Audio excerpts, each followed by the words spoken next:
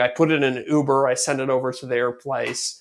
And I never even thought about that. You can literally put a package in an Uber. Oh, I do it all the time. I used to drive stuff over to them when I was done. Welcome to Off the Cut. Dude. I haven't touched any wood in a long time. And that's why it's covered in plastic. Oh, man. Some X-rated content there. I don't care how long it is. Thoroughly excited. Great for the pocketbook, bad for the environment. Oh, I'm number 3. I like it. Hell yeah. Hell yeah. I'm glad we got the explicit out of the way early. If I'm going to put money into this, it's going to be great. And I guarantee. Don't forget to spend your Burkle bucks. That was super easy. Get it. Welcome to Off the Cut episode 182 for Wednesday, September 17th, 2025. Well, I'm going to enjoy a little bit of cucumber melon seltzer water while Zach tells us about KM Tools.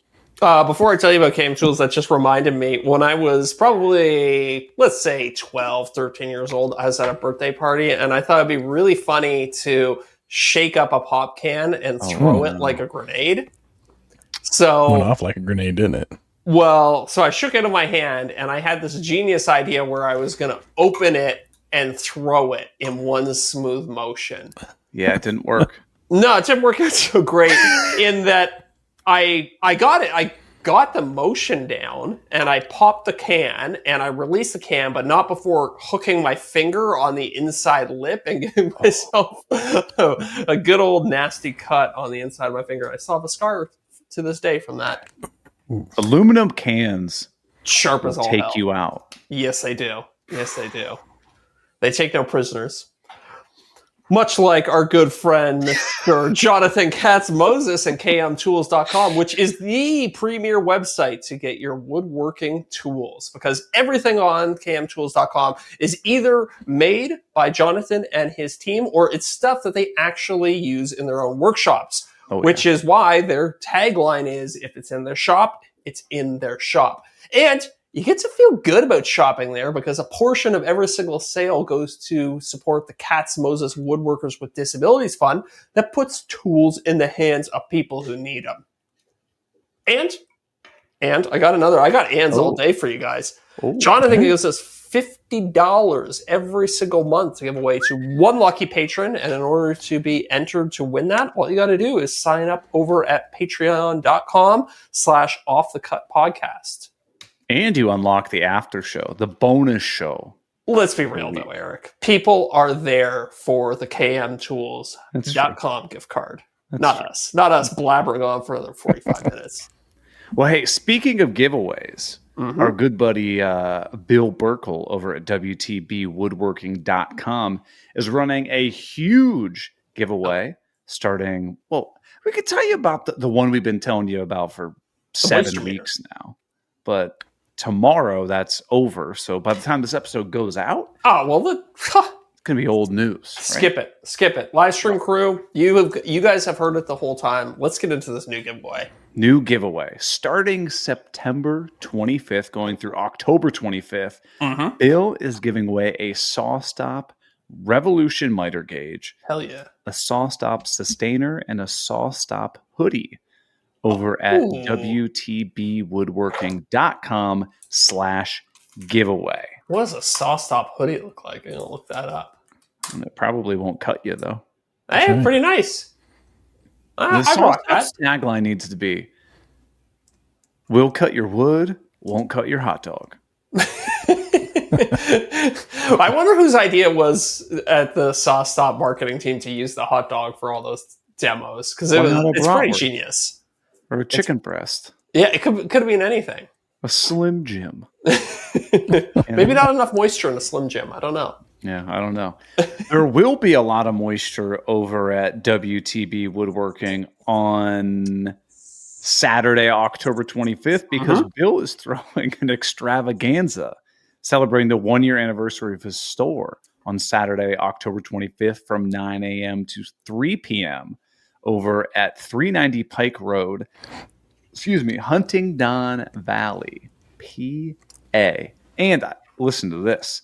So this weekend, one of the things I would think we forgot to tell you about is on September 19th, the Shaper Roadshow is visiting WTB Woodworking. So if you know the Shaper Origin, Mm-hmm. the Shaper Trace, the Shaper Workstation, any of that stuff, you want to get your hands on it, go to WTB Woodworking.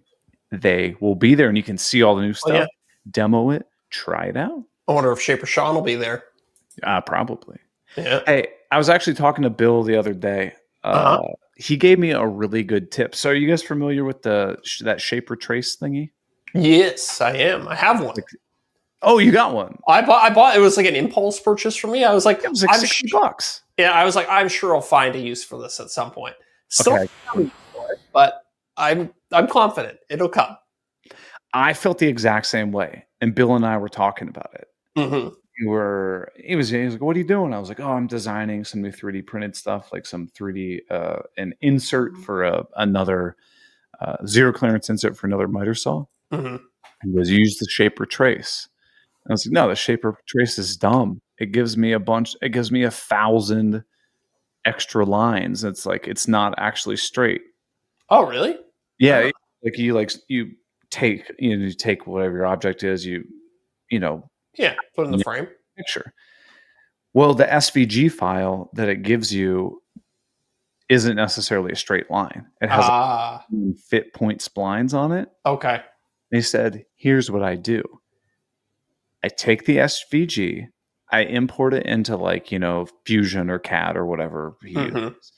And then I basically draw my Fusion sketches on top of it. So it's like a quick, okay, this looks like it's about 30 millimeters. On top of the drawing.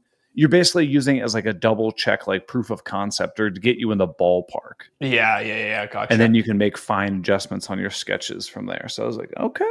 I'll be honest, you could do the same thing by just taking a top-down photo on a piece of grid paper or something like that. So yeah, you're 100% right. The only difference with that is that you would then have to calibrate and scale the photo that you're taking, whereas the SVG that you're importing is already the correct size. Yes. Okay, I see what you're saying. Yeah. Good point. Yeah, but hey, all kinds of cool stuff going on. It's interesting when you get these helpful tips from other people. You know what I mean? It definitely is. Speaking of helpful tips from other creators, Deric, how was Texas Woodworking Show? Oh man, it was great. Yeah, had a lot of fun. Got to see a lot of people. I saw all the big guys. You got Keith Johnson and Jason Hibbs and Mike Alm, and some of them were there. But I want to take a moment here and give big thanks to my hype man for the evening, Mike Martinez.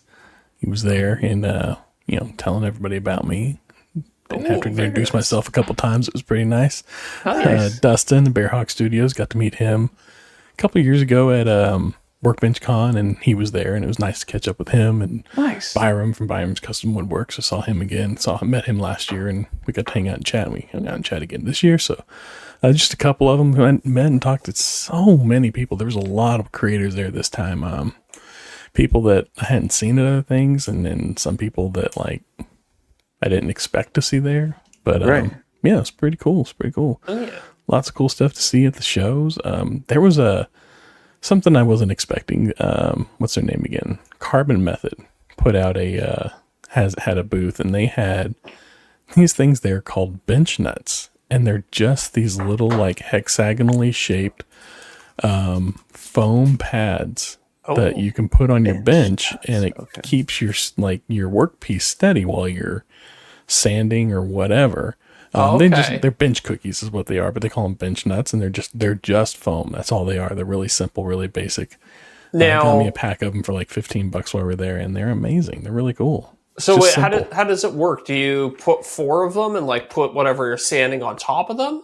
Yeah, exactly. Yeah, just like a bench cookie. And they also have a bunch of 3D files that they're going to open source for them, so that you can print off these different holders for it. So there'll be one that's got maybe a dog hole peg on the bottom of it, and then you can put the cookie in that and then stick that in your dog hole, or some that'll hold it more on a at a 90-degree angle, so straight up and down, so that you get a little more height off of your cookies there, if you will.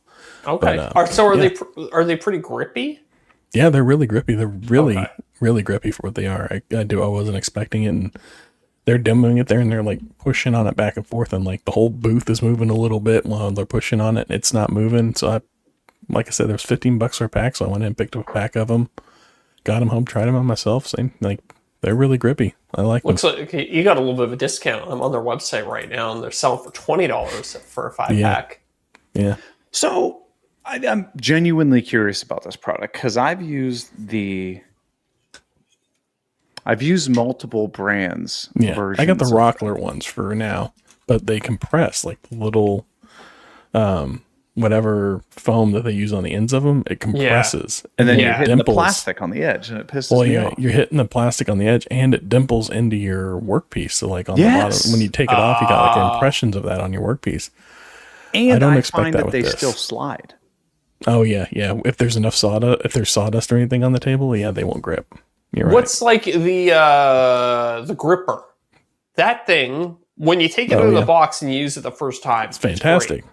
But then it after gets a while- dusty over time. You got to clean And- it with isopropyl alcohol, which I've never done, Yeah. but I've seen people do it, and it makes a dramatic difference. Okay. It does, Okay. yeah. So is that? I wonder if the bench cookie is the same thing. You got to clean it with isopropyl alcohol every once in a while to get all the sawdust out of there. Could be. Maybe, This is a yeah. YouTube video. It's a segment in the YouTube video, maybe. Tips video. Yeah. How to It's clean one your- of 15 tips or something like that. Yeah. Putting it on my list. There you go. Yeah. So, okay, talked that's to, an interesting product. Do you see any other stuff that you're like, Bunch of different finishes I hadn't heard of before, or just hadn't tried before. So I picked up some samples to give them a try. Cool. Was it Grit Grip? Yeah, Grit Grip. The one that that Jason's always talking about over on like the the other one. foamy sandpaper stuff? Yeah, Oh, they were yeah. there, and they Never had. tried it. I got a bunch of them to try because they had them there for like $5 for a pack of them. Okay. So it's like, yeah, give me 4 packs. Let's get an assortment of grits, and I'm gonna give them a shot. So I got those to try. I haven't tried them yet, but Oh yeah, that's the nice thing about going to one of these. I was going to say festival, but I guess it's like a conference when you It's a drive festival. there. Because I go Yeah, yeah. every year, I go to Workbench, and then there's all these things there, and it's like, yeah, it'd be nice to pick some of these up, but I'm not flying with them. Like, Or you can't fly with them. yeah, a lot of Right. the time you can't. Yeah, I remember having to do that in the hotel room with you one year, Eric. I was like going through my bag, like this I can fly with, this I can't. This I can, because you get so many freebies on the swag and stuff. Right. Yeah. checking out KM Tools, like they didn't have anything that they were selling right there, but they would check you out in their store, like their virtual store, and then they give you free shipping for anything. Yeah, Jonathan's always checking people out. Yeah, he is. Yes. But I went ahead and I got that tool sharpening jig that he premiered a couple weeks back. So I'll be nice. getting that pretty soon. And the little those snapping plate sanding or His like sharpening system thing. the sharpening Yeah, system yeah. thing. Yeah. So I might have to buy one of those. And then they had a bunch of other stuff that they were. Oh, they had on demo at KM Tools his drill bit. What is it? What is it called? Countersink thingy.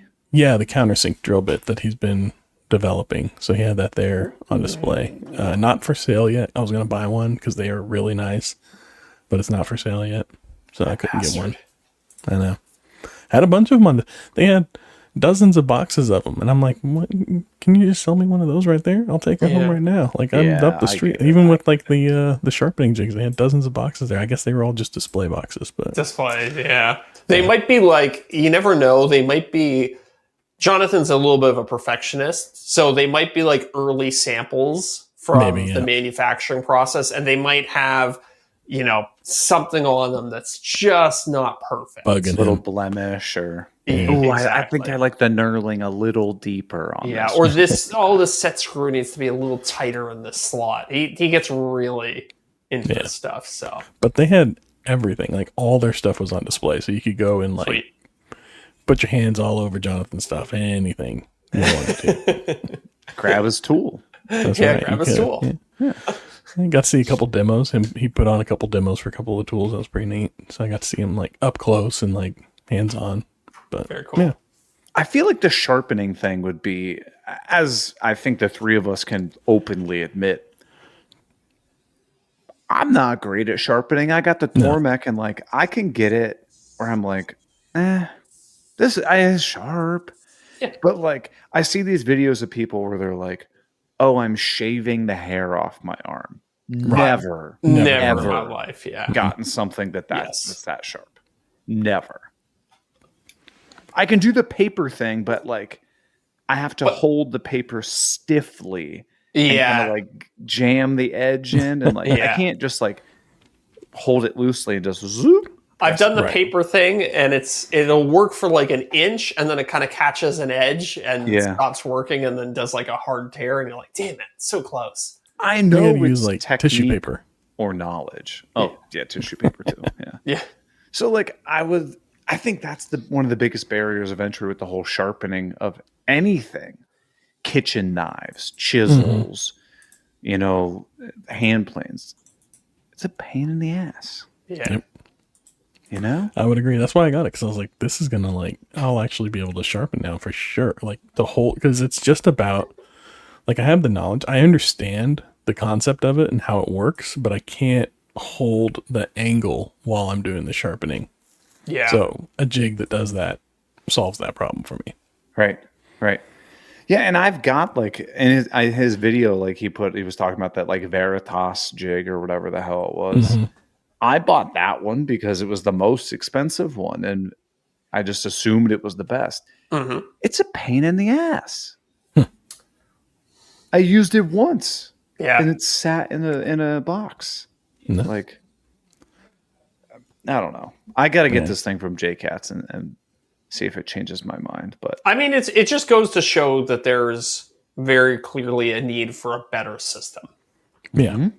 Mm-hmm. And then that whole like plate thing that they got that he's selling from Zenwu, that's just like next level too. Right. I like that. The simplicity of it and everything. So it's like diamond stones, but cheaper version of them or something? Yeah, it's just like, it's all the grits that you need to work your way through. It's even the leather strop and all that, and they're just on little metal plates, and they're already imbued with all the, like the leather strop has already got the, the resin or whatever you need in it to sharpen with. It's impregnated. Impregnated, that's it, yes. So you don't have to like apply a polymer or anything to it. Then like replacing the plates, it's like, I want to say they're like $10 a piece. I mean, you buy like a 3-pack of them for like 30, but they're not that expensive to replace. Okay. I'm considering it. Keith Johnson says the Veritas jig is trash. Oh, Keith is terrible. Well, you should have talked. Paperweight. Keith, where were you before Eric? Yeah, Keith, where were you like 4 years ago on this? You should have warned him, man. I think I bought 4 different sharpening jigs, and every single one of them pissed me off. Yeah. And then I got the Tormek, and I was like, okay, this is cool, but also like this thing is a monstrosity. I have a Tormek that's just done nothing but collect dust. I need to get rid of it. Yeah. But then, like, how do I effectively sharpen kitchen knives? Like, you get a brand new knife and you're like, man, this tomato has got no business being here. Yeah, and then after sheets. After a month, it's just like I'm a kindergartner with my fist just smashed in tomatoes. And you get the pull through knife, the pull through one, and they don't do anything. I found I have one that works pretty decently. I actually think it came with I bought a set of knives and it came with one of those pull through things. And I found the trick is to not let it go too long.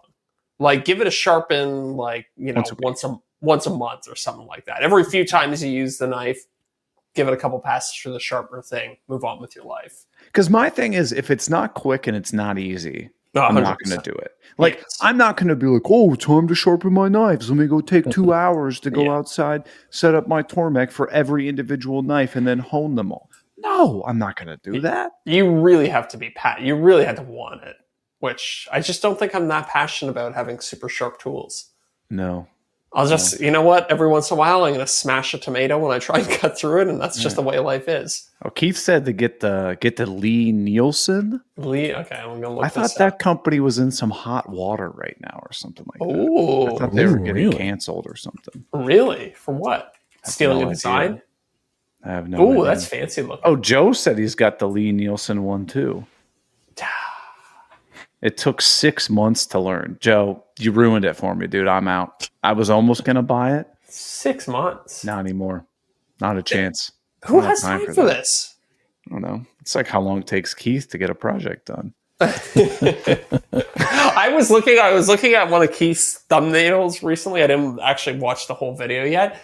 And it looked like a bookcase or a media console build out. Yep. And I was like, God damn, do I ever want to do something like that myself for my own house?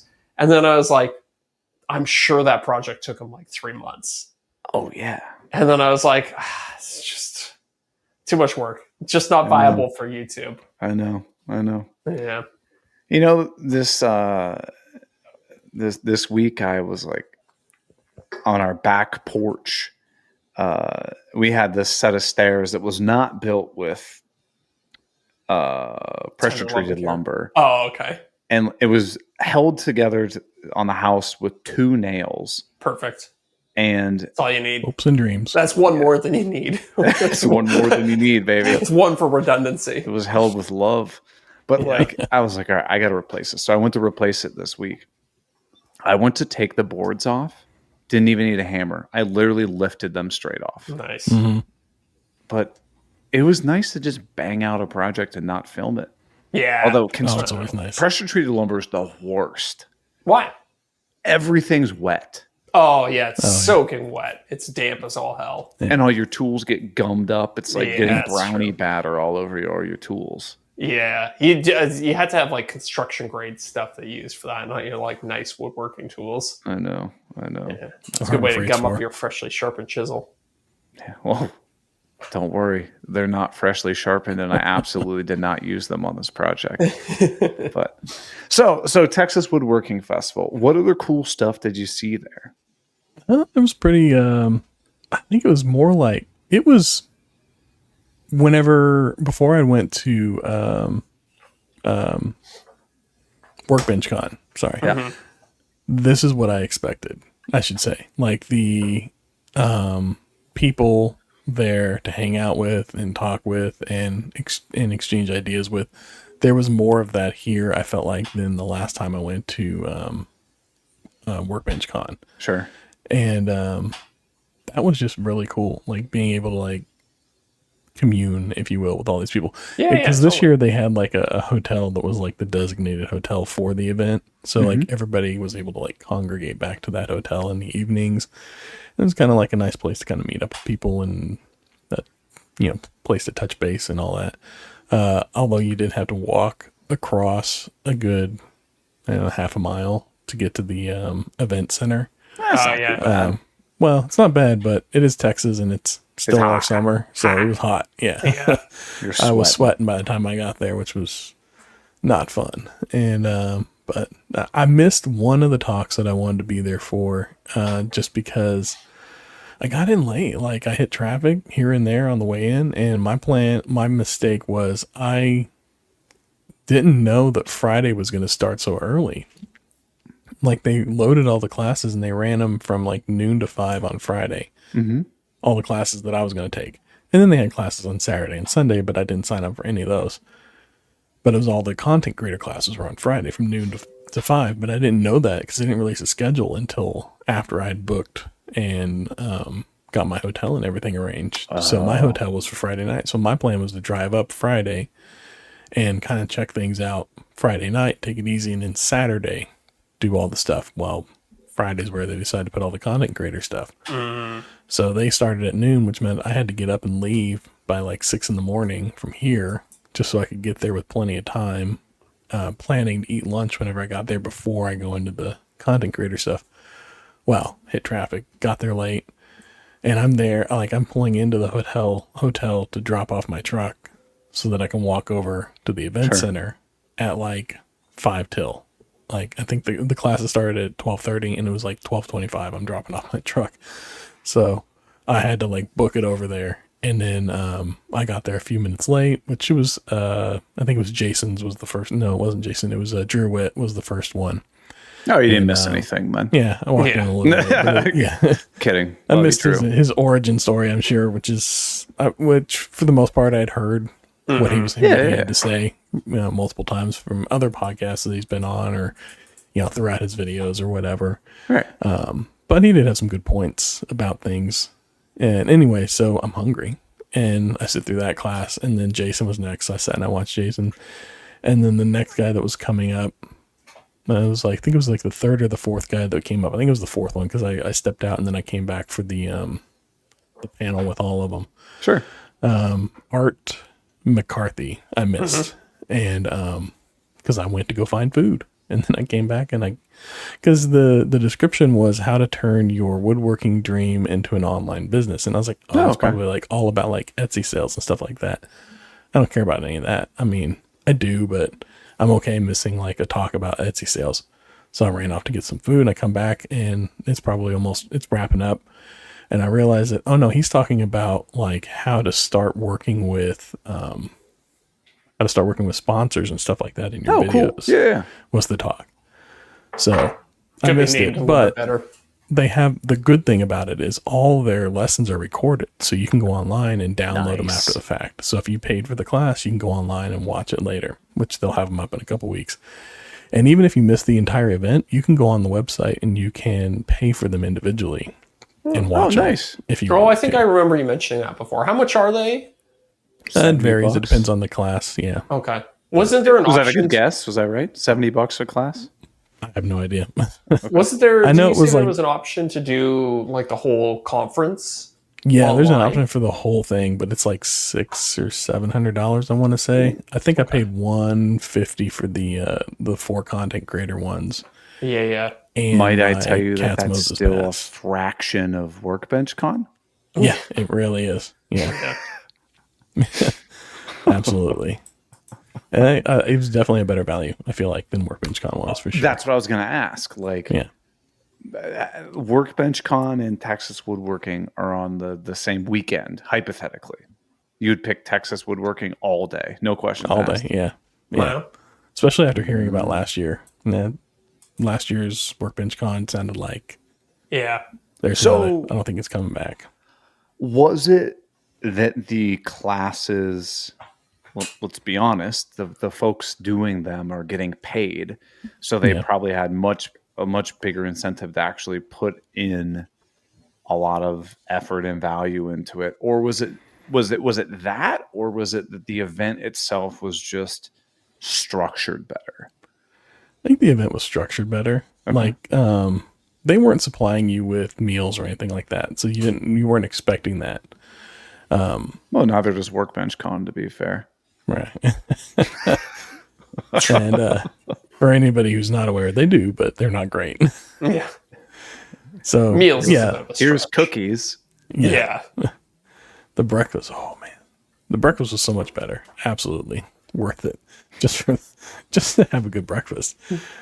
Which, I mean, the hotel breakfast is expensive, but it's a really good one. And I don't remember who said it. Somebody was like, we would pay an Uber to go somewhere else and then try and figure out where that somewhere else is and then end up paying equivalent in Uber and food just to go eat somewhere else. Whereas we could just eat here.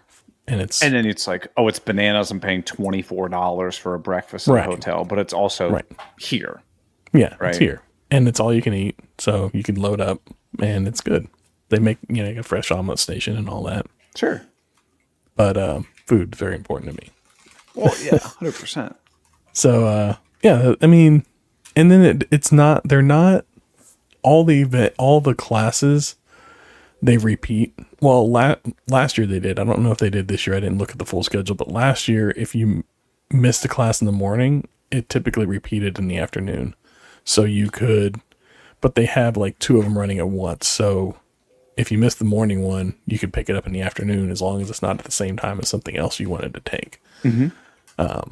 So that was nice. Whereas with Workbench Con, it was like a one, and like if you missed the class, that was it. It wasn't coming back around. Right. Type of situation. Yeah. And then there's the whole like, even if you missed it the second time, you can go online and watch it later, which is great. Like that, I don't think you can beat it for that value, is being able to go back and rewatch them later. Because like at Workbench Con, I was taking voice notes of the classes, like just leaving open my phone, recording a voice note, and playing it back later to hear it again and kind of get that information fresher. And it was okay, but you know, if you're not sitting fairly close to the sound source, it doesn't sound that great. Yeah. Hearing you talk about this makes me real. Like, I feel like I treat Workbench the same way I treated much of high school and a good bit of university as well. It's like, I'm just here to hang out. Like, Yeah. if the real students are there, like, you know, voice notes, taking notes, actually paying attention. I mean, I feel like the name Workbench Con It's in the is name. accurate. Yeah. I think it's a big con. Yeah. Listen, I really wish I would have gone to the Texas thing. I'm at the point now I don't have enough vacation days. Yeah, I just didn't have the bandwidth right now.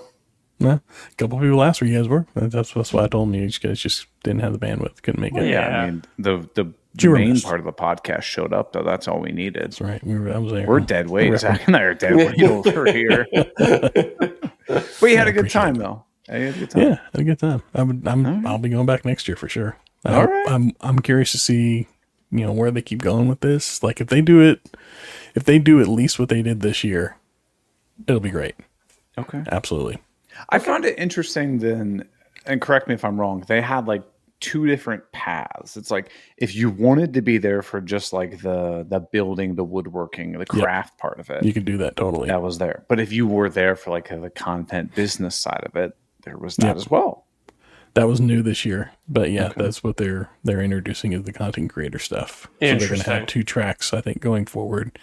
Your education more straightforward track, and then your content creator course. And then, one of the other things that was really cool is that first night after the content creator course, the Austin School of Woodworking, who puts all this on, had a bunch of people over to the school. So like we hung out at the school, and you're just in this just massive shop around a bunch of workbenches, just standing around with a bunch of other, you know, mostly content creators and woodworkers and people that worked at the school and everything, just talking shop. It was great. It was Nice. Cool. hanging out in the shop, man. I love doing that. That was awesome. Yeah. This sounds like an awesome event. I mean, I'm bummed I wasn't able to go. Yeah. I mean, now that I'm thinking about it, it's like I've never been to Texas before. That'd be fun. I get to two birds, one stone type of thing. So There you go. Well, next year. What's the nearest airport? Austin? Austin has an international airport. So it's like a 20-minute drive from the airport, half-hour drive? Yeah, about 20, 30 minutes. Okay. So closer than Atlanta and Workbench Con. Probably, yeah. That's a brutal Uber, especially with the Uber drivers we've gotten in the past few years. Oh, I don't know if you saw everybody posted on Instagram and stuff, but they had the driverless Ubers. Oh, yeah, that's So what we did in the trying to get one of Waymo those. thing. Yeah. We had that I tried to get one. in I couldn't get Phoenix. one. It's cool. Yeah. Dude, if you have the opportunity to do it, just don't lose your phone in there like my wife did. is there when you did it? Well, I've seen videos and there's like a person sitting in the front seat. Like, okay, all right, No. You're not allowed to sit in the front seat. The seat's like buckled. okay, interesting. They can't sit in the front seat. But they look cool. All It's right. interesting. It's fun. Good Yeah, I times, heard good times. there's no way to order them specifically, so you just kind of it's luck of the draw whether or not you get one. Yeah, like if one's in your area, it'll pop up when you go Yeah. to order the Uber, and it'll be like, "Hey, this is an option. Do you want it?" Yeah. And be like, "Yes." For me, when I was in Phoenix when I did it, the ones there were called Waymo. And if you went on the Waymo app, you could order okay. specifically the self-driving car. Okay, cool. They have like 3 different people, like Google, Uber. Uber does it, Waymo does it, and then there was like another one. There's Another like one, 3 yeah, different It's cool. providers for it. Yeah, but it's because like Austin's got like a bunch of like tech headquarters. I think Google's got a headquarters there, and a bunch of other companies do. So we're trying to dig be a it. tech hub. All right. So you got back, what's at Sunday? You came back? Yeah, I headed out Sunday morning. I didn't bother going back in on Sunday, although... Are you sad that you missed out on any of the stuff on Sunday? No, it's all the same stuff. Okay. The floor, they just open the floor up again for a few hours, and then they have some leftover classes. It's like a half day. I think they. And what was the vibe on Sunday? Was it everybody's leaving? Like, maybe you didn't miss any classes, but do you think you missed any good hangouts, or is it basically party's over? Probably, maybe. I mean, I don't think anybody hung out. I think after the event was over, most people went home. I'm pretty sure when I was talking to Keith, he said he was heading out after he went back in, because I know, like, some of the guys are working booths or are there with companies or whatever, so they have to go back in and wrap up that. But most of them that I saw left right after that, like flew home. Gotcha. Probably caught like a 6 or 7 o'clock flight and flew home. But I just hope Keith had a better flight home. His flight got delayed or something on the way out, and he said that he was stuck next to Yukon Jack and his dog Cujo. So I can only imagine who he was sitting next to on the plane. Oh man. Oh man. So you've been up to anything since you get back from the show? You've been up to anything this week, Deric? Anything exciting? No, nothing really. I've just been kind of like, man, Monday I just dragged and couldn't get traction. Like, I was working on like catching up on other podcast stuff, some editing and things like that. Finally slogged through all that, and then Tuesday I couldn't get it together. Got up, took the kids into school, came home, had breakfast, and then just like was watching a video, and I was like, I got like 5 or 10 minutes left. I'm gonna finish out this video, and then I'm gonna get up and I'm gonna go to work. And I just fell right asleep and didn't wake up. Like, I took like a 2-hour power nap, and then I was like, oh, there goes half my day. Yeah. So, It's those travel days, man. You think, I always plan it like, like I'm going to get back from this trip on Sunday, and then Monday it's right into work. No. yeah. Never effing happens. No. I always like start out with the best of intentions, get up early, like let's get right into work. And I'm like, just not feeling it today. Right. It's because you don't have the weekend. We started booking our vacation Saturday to Saturday. And listen, I know, I understand flying out on Saturday morning and returning on Saturday typically is not the cheapest, but it's so nice. Yeah. To have all Sunday to just do whatever. Yeah. And then you kind of recover on that day, right? Especially since I still got that day job. Like, Sure. That's nice. Yeah. I do it. I like it. Well, how about you guys? How was your week? Yeah, what are you up to, Zach? I know you got hammered, busy with all kinds of stuff. You get a bunch of stuff put on your plate last minute. Yeah, I was making some. I don't think I'm NDA'd on this. I was making some special effect, not special effects. I was making some props for a Star Trek TV show. And sick! Yeah, so my buddies messaged me last minute, and they were like, "Hey, we need this little." They kept using the word greebly, which is like a thing that goes on a thing. Anyways, they needed me to make like a little mini LED flashlight that clipped onto the outside of a tablet. And they were like, we don't know how to solder. We need this thing. And they contacted me on Thursday, I think. Wednesday or Thursday. Sure. And they were like, we need it for Monday, the following Monday. So I had 3D printed, basically. 3D printed. I had to design it. I had to source the parts. So I had to source a bunch of LEDs. They're like, by the way, it needs to be powered by one of those little watch batteries. So I had to like figure out a way to power some LEDs, have it be switched, and then have it be in this 3D printed case that's slid onto the outside of the tablet. Anyways, I work all weekend. I get it done. I'm like super happy. I'm like, oh man, like really came through for these guys. This is great. Really saved their bacon on this one because they didn't know how to solder or anything like that. Sure. And so send them the final thing. I put it in an Uber. I send it over to their place. And I never even thought about that. You can literally put a package in an Uber. Oh, I do it all the I used to drive stuff over to them when I was done. And I was like, this sucks because they're all the way on the other side of the city. So it's like a 45-minute drive sometimes when traffic is bad. Yeah, I just start $50 for the Uber to go over there. Exactly. So I just started sticking in an Uber. Anyways, send it. Happy. I'm like, okay, I sent it. I'm going to go walk the dog. I'm at the park with the dog. I get this call. They're like, hey, it looks great. This thing's awesome. But where's the other 3 of them? Oh no. And so, Oh no. yeah. Wait, Deric, So- do we have a audio clip for something we messed up? I think we yeah. do, don't Oh, we? yes, we do. This is where I messed up. Oh man. You can't say that anymore. This is where I messed up. Oh, It's playing it living. twice. I messed it up. Is that how So, you yeah. felt, though, Zach? Yeah, so that is exactly how I felt. And I just felt bad too because I sent it to their shop. They were gonna like sand it, paint it, and get it ready and have it picked up that night by the production for the TV show. Mhm. So they're like, how are we gonna do this? I was like, I can make you more, but I need to like order more parts and like it's gonna be like a couple days.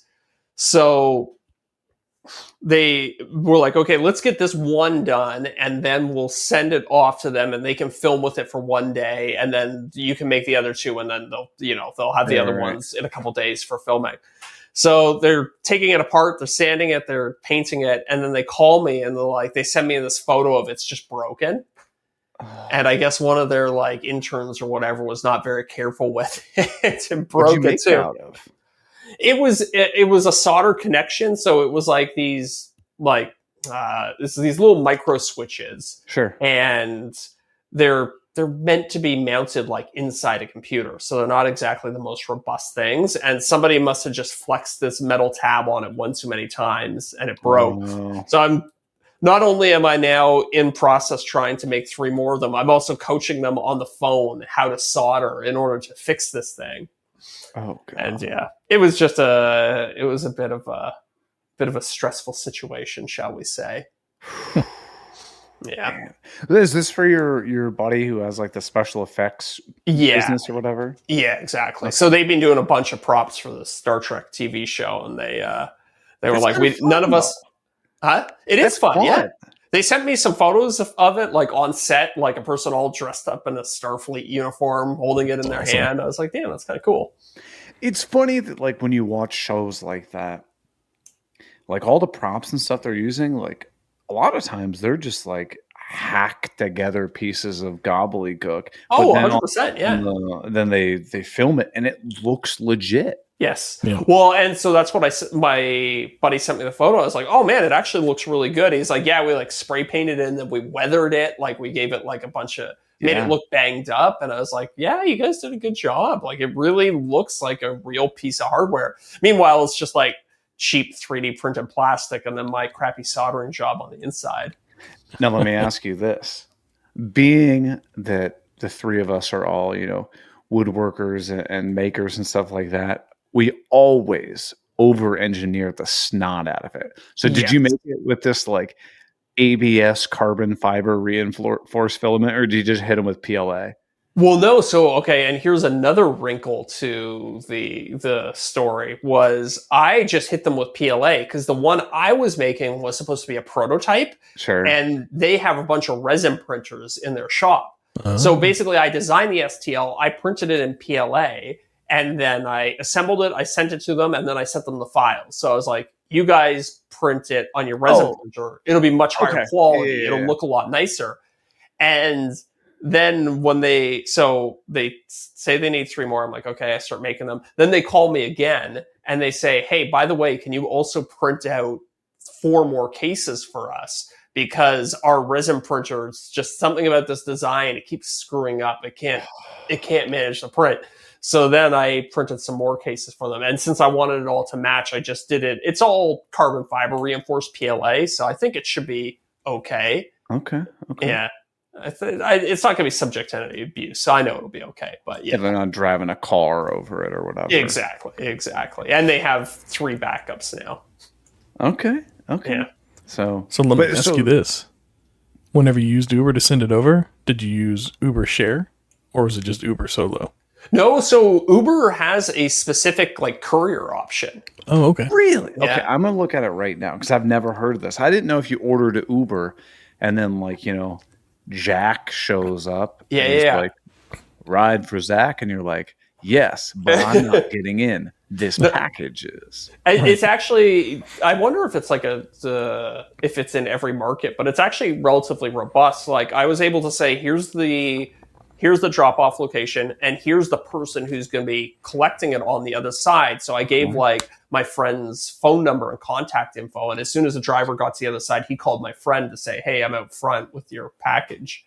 I guess if they do it with food, Uber Eats, why not, right? So it's this, where it says courier. Yeah. Oh, yeah. So I can send something to my buddy's house for $27. That's not too bad because he lives like half hour away.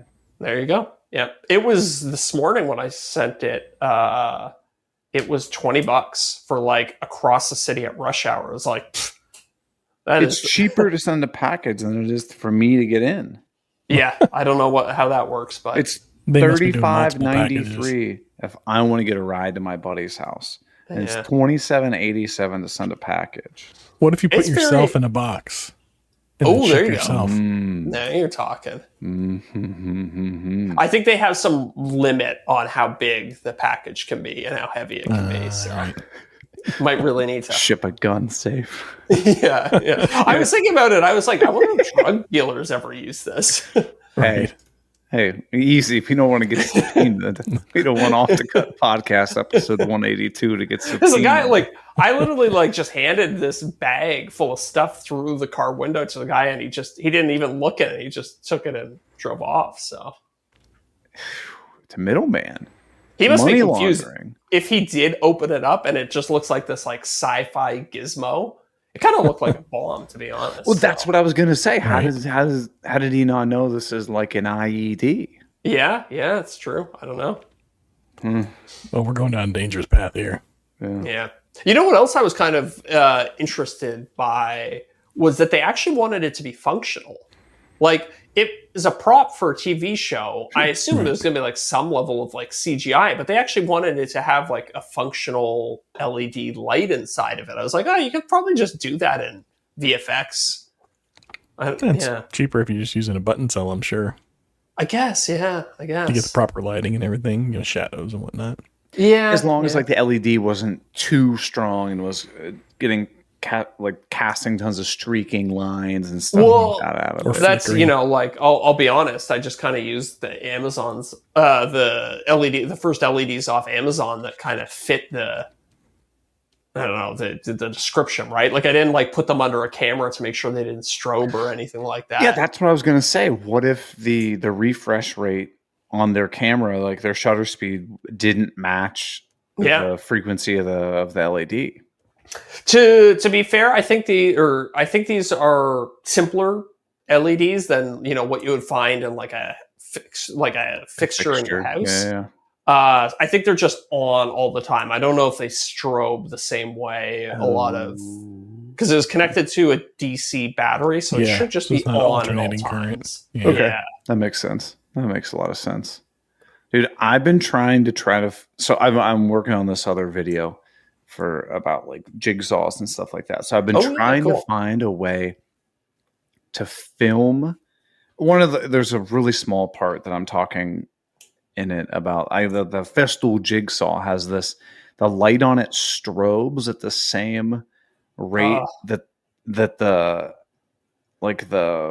jigsaw blade plunges up and down. So when you cut, it just looks like the blade is still and doesn't give you doesn't hurt your eyes when you cut. Yeah. Dude, filming that is impossible. Right. You could try changing the shutter angle of your camera. Just put it all the way up to 360 or something. Try something weird in the middle, 270. Yeah, it's gonna make my lights above. I'm gonna get banding. You might get. What if you just sync up with it and lean into that blade not moving in the camera shot, and it's just a still blade cutting through the wood? Yeah, that's possible. I was filming some shots of a fan spinning today, and the spinning fan synced up with the shutter speed of my camera, so it just looked like it was station. Yeah, I was like, this is so annoying. I want some live action shots of this thing spinning, and it just looks like it's off. Or it's the same thing, like if you're trying to, like I did an ad for like the Jackery battery thing, Mm-hmm. and they're like, hey, show like what the screen on like the battery looks like. Oh yeah, I couldn't figure out how to get a shutter speed that didn't make that screen flicker. Right. Yeah. But I was like, whatever. I'm going to send it in. They didn't say anything about it. Yeah. Hey, I got a thing I messed up this week, and it's 100% my fault. Sure. So I'm working with Festival to do some promo videos and stuff like that.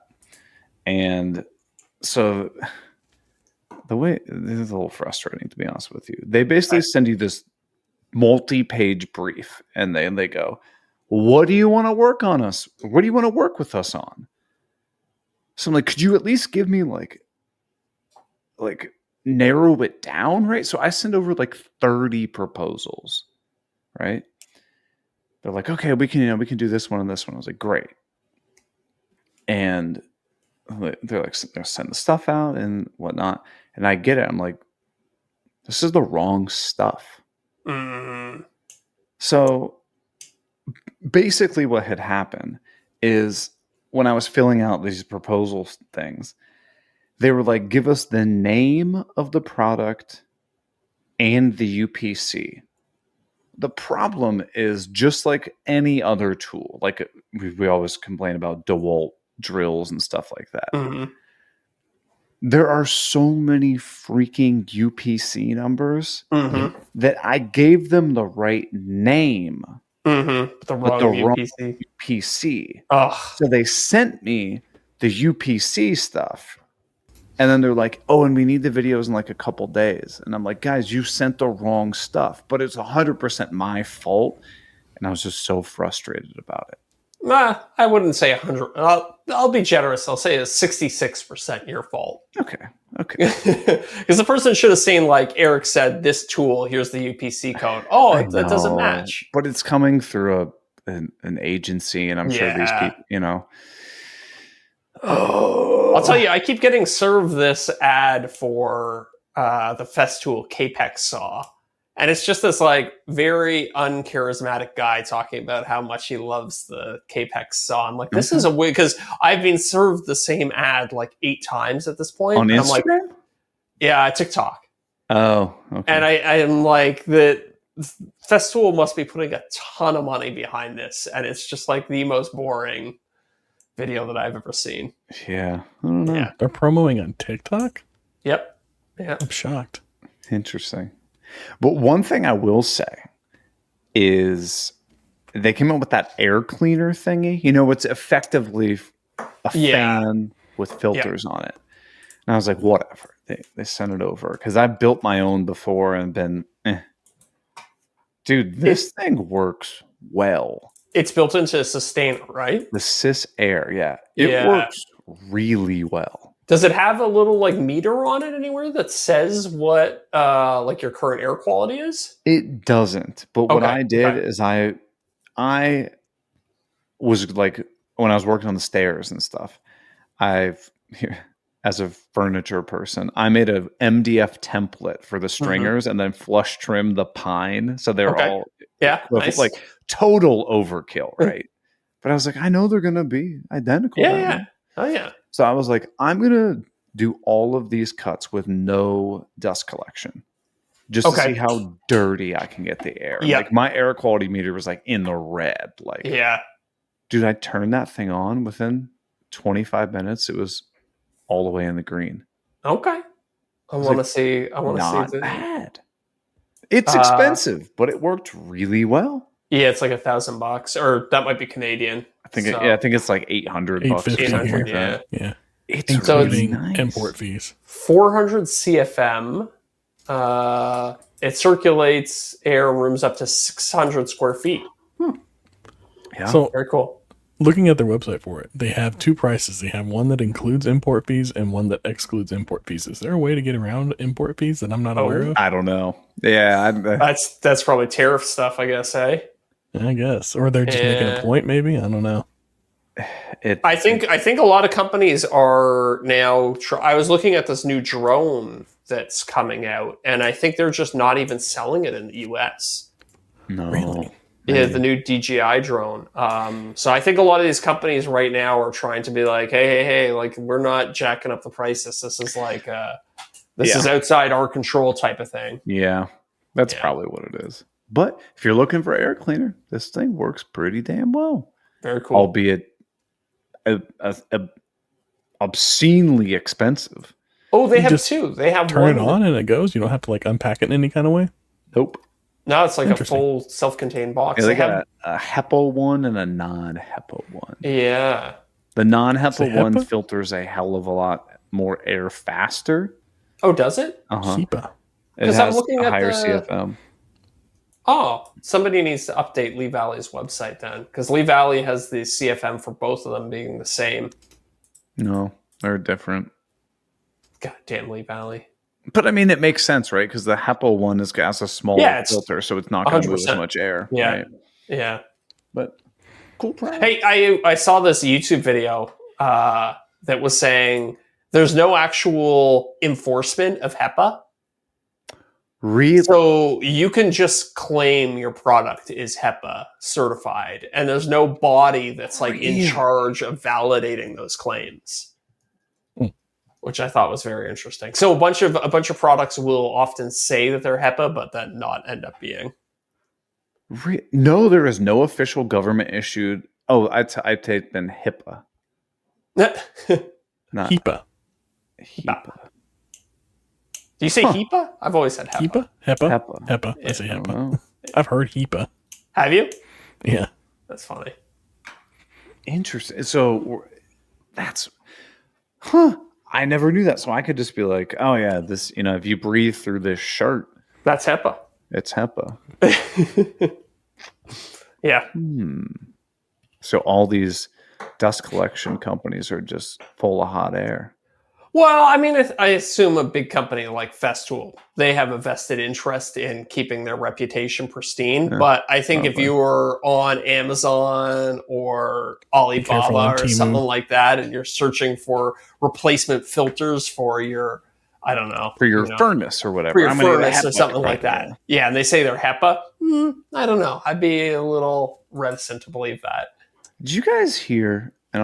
I'm sure you've probably heard this. You've been in the air filter for your home industry longer than I have. Talking to one of my buddies, his dad runs a HVAC system. He's like, about the worst thing you could do for your HVAC system is getting an unbelievably high filter value. Yeah. Yeah. He's like, if I've you heard get that. like a MERV 13 or whatever, he's like, Yeah, just that's about choking. the worst thing you could do. Yeah. That makes sense. I mean, honestly, like think about what your furnace is doing. It's recirculating air inside your own home. So you're really just trying to like pull like dust and big particulates out of it. But like, you don't need to worry about.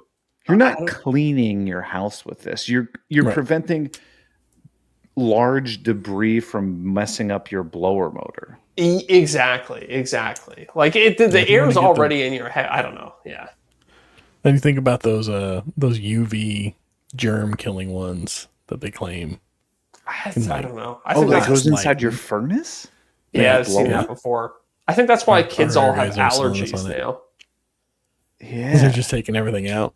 Because they're just, everything's like so clean. When I was a kid, I used to eat dirt all the time, and now I never get sick. Drink water You out played of with the Nerf questionable ball. water fountains. Yeah, I eat stuff off the floor all the time, and I never get sick. Still do. Yeah. Like if it's something good, like if I'm making 5-second shrimp, rule. Yeah. Yeah. If I'm making shrimp and a some shrimp's people on the ground, there'll be stuff in the fridge that should be like, oh, it's 3 days old. Like, you can't eat that. I'm like, give it here. Right. Give it to me. what? Yeah. You got a week for me. Oh Yeah. yeah.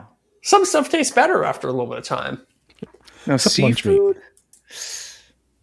Yeah. I've rolled the dice on some seafood before. I'm not proud to say. But now we have a dog too. So when you have a dog, there's really You got no a such thing built-in as garbage food waste. disposal. Yeah, exactly. Yeah. I hate throwing food. I can't do it. Yeah.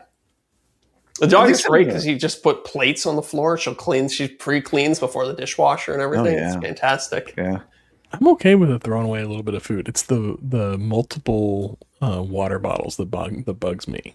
I don't Oh, like the going half-filled. through- Yeah. So Yeah. like if I go to a conference and I get a water bottle, Yeah. I'm carrying that thing around all day and just refilling that one. I'm not I'm not buying new ones.